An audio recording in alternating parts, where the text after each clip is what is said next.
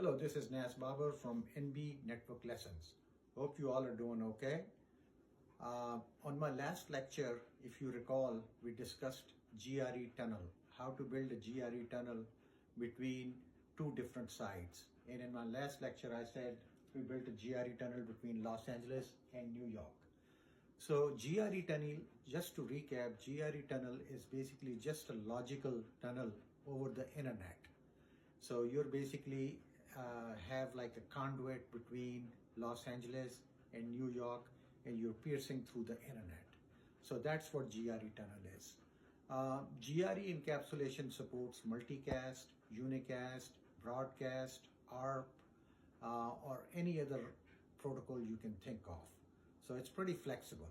So we decided to use GRE tunnel to merge two offices so that they can reach out to each other's local area network, subnets which are assigned. So without any further ado, let's go ahead and get started. This is the internet, this is the Los Angeles office, and this is the New York office in green. In Los Angeles, we have PC1 which has 10.5.10.1, and then we have in New York office 192.168.100.1. So since these companies merge together, we want to be able to reach others' local area network over the internet through the GRE tunnel. And the reason we are using internet is because over the period, internet has gotten much better, faster, and cheaper. So businesses are moving to site VPN models, which uses GRE. And I will explain IPsec VPN in my next lecture.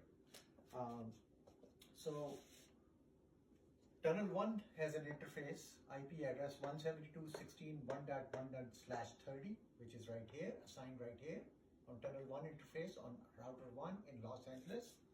IP address 172.16.1.2/30 is assigned on Tunnel 1 interface on router 2 in New York.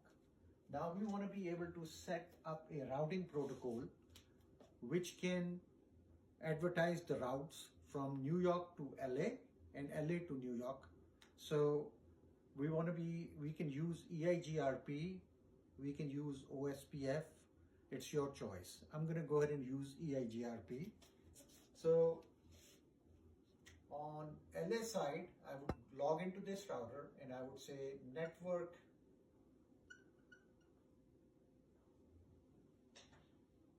on the top. I would say, let me start this. So it would be router EIGRP autonomous system 100.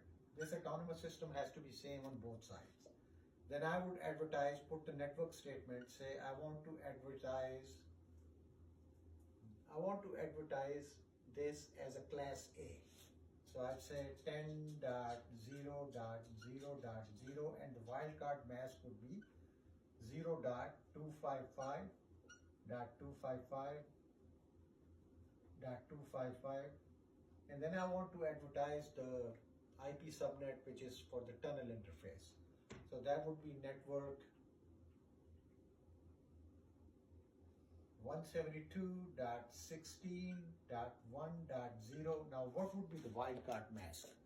If you recall from my previous lectures on the access list where I explained you how we calculate the wildcard mask.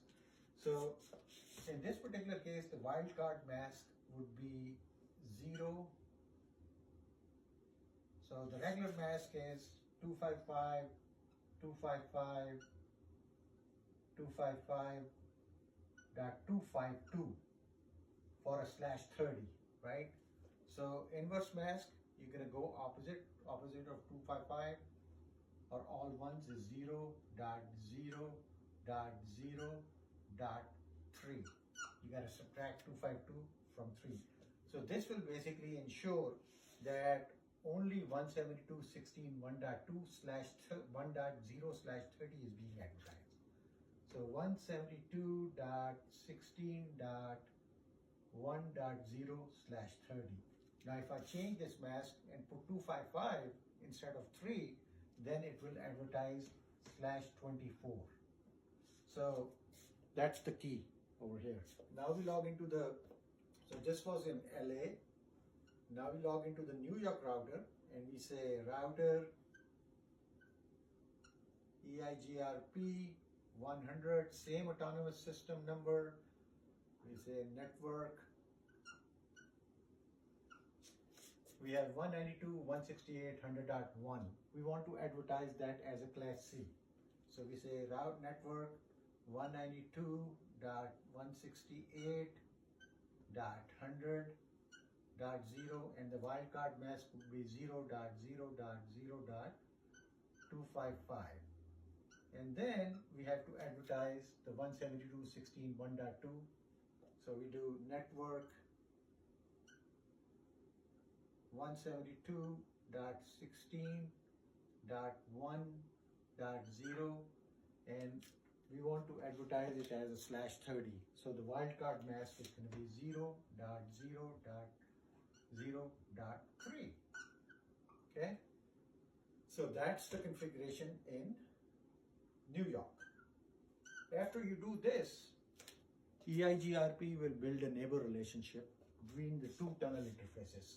So it will be a neighbor relationship between 172.16.1.1 and 172.16.1.2 because these are the IP address assigned on tunnel interfaces. And you can confirm that by executing command. Put this in red. Show IP EIGRP neighbors. So this is the command you can execute on your router to find out who's your neighbor and your neighbor relationship has been established. I strongly encourage that you download a free tool, IP Packeteer. I think it's called Packeteer. You can download that from Cisco website. All you have to do is sign up and then you can actually play around. It has routers, it has switches, and you can basically connect them using point-to-point links, going to the internet, and then simulate it. Build a GRE tunnel on that, run EIGRP on that, and see how it works out for you. It's a good tool. I use that all the time. So I encourage you guys to use that. I hope you like the contents for this lecture. If you do, please go ahead and give me a like. Till next time, see you.